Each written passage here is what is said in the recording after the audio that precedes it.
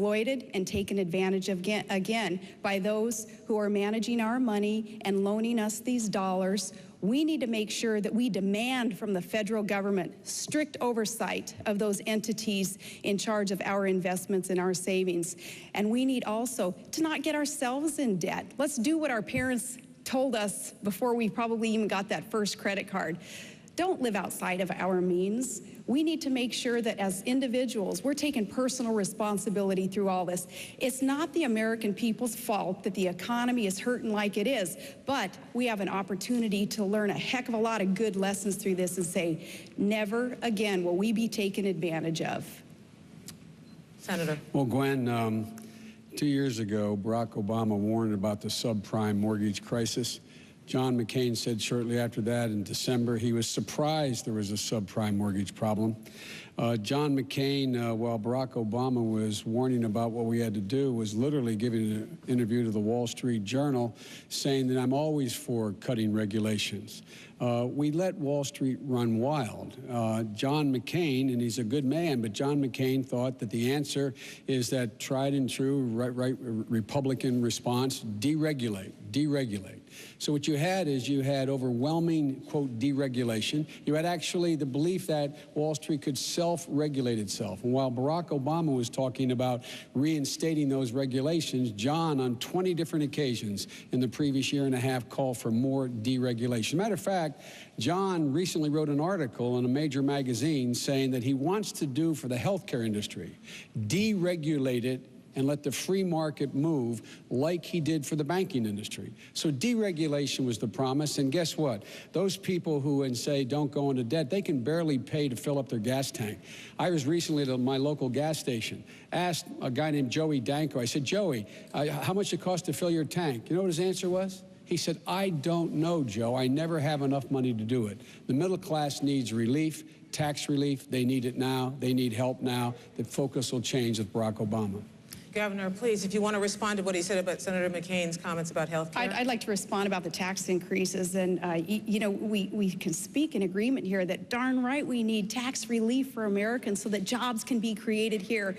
Now, Barack Obama and Senator Biden also voted for the largest tax increases in U.S. history. Barack had 94 opportunities to side on the people's side and reduce taxes, and 94 times he voted to increase taxes or not support a tax reduction, 94 times.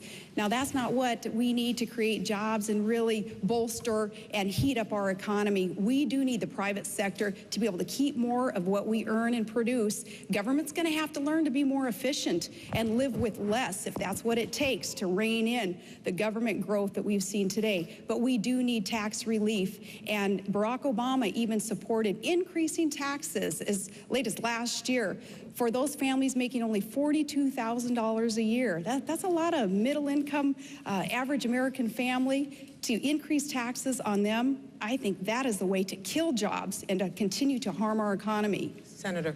Charge is absolutely not true. Barack Obama did not vote to raise taxes. The vote she's referring to, John McCain voted the exact same way. It was a budget procedural vote. John McCain voted the same way. It did not raise taxes. Number two, using the standard that the governor uses, John McCain voted 477 times to raise taxes. It's a bogus standard. But if you notice, Gwen, the governor did not answer the question about deregulation. Did not answer the question of defending John McCain about not going along with the deregulation, letting Wall Street run wild. He did support deregulation almost across the board. That's why we got in so much trouble. Would you like to have an opportunity to answer that before we move on? I'm still on the tax thing because I want to correct you on that again. And I want to let you know what I did as a mayor and as a governor. And I may not answer the questions the way that either the moderator or you want to hear, but I'm going to talk straight to the American people and let them know my track record also. As mayor, every year I was in office, I did reduce taxes. I eliminated personal property taxes and eliminated small small business inventory taxes, and as governor, we suspended our state fuel tax. We did all those things knowing that that is how our economy would be heated up. Now, as for John McCain's adherence to rules and regulations and pushing for even harder and tougher regulations, that is another thing that he is known for, though. Look at the tobacco industry, look at campaign finance reform. Okay, our time is up here. I'm going to move on to the next question.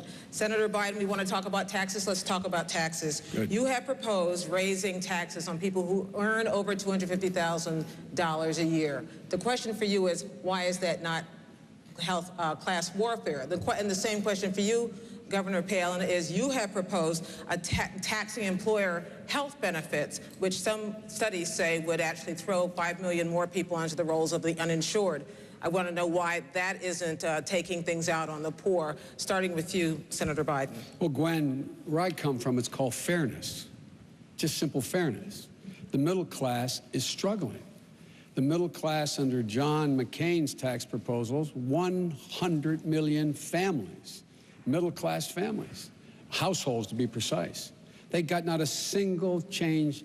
They got not a single break in taxes. No one making less than $250,000 under Barack Obama's plan will see one single penny of their tax raise, whether it's their capital gains tax, their income tax, investment tax, any tax. And 95% of the people in the United States of America making less than $150,000 will get a tax break. Now, that seems to me to be simple fairness. The economic engine of America is the middle class. It's the people listening to this broadcast. When you do well, America does well. Even the wealthy do well. This is not punitive. John wants to add $300 billion in new tax cuts per year for corporate America and the very wealthy, while giving virtually nothing to the middle class. We have a different value set. The middle class is the economic engine. It's fair. They deserve the tax breaks, not the super wealthy who are doing pretty well. They don't need any more tax breaks. And by the way, they'll pay no more than they did under Ronald Reagan. Governor? I do take issue with some of the principle there with that redistribution of wealth principle that seems to be espoused by you. But when you talk about Barack's plan to tax increase affecting only those making $250,000 a year or more, you're forgetting the millions of small businesses that are going to fit into that category. So they're going to be the ones paying higher taxes, thus resulting in fewer jobs being created and less productivity. Now, you said recently that higher taxes or asking for higher taxes or paying higher taxes is patriotic. In the middle class of America, which is where Todd and I have been, all of our lives, that's not patriotic. Patriotic is saying, government, you're not always the solution. In fact, too often you're the problem. So government, lessen the tax burden on the private sector and on our families and get out of the way and let the private sector and our families grow and thrive and prosper. An increased tax formula that Barack Obama is proposing, in addition to nearly $1 trillion in new spending that he's proposing, is the backwards way of trying to grow our economy. Governor, are you interested in defending Senator McCain's health care plan?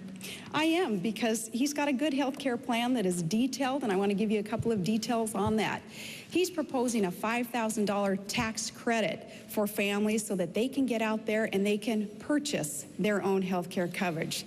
And that's a smart thing to do. That's budget neutral. That doesn't cost the government anything, as opposed to Barack Obama's plan to mandate health care coverage and have this universal government-run program. And unless you're pleased with the way that the federal government has been running anything lately, I don't think that it's going to be real pleasing for Americans to consider health care being taken over by the feds.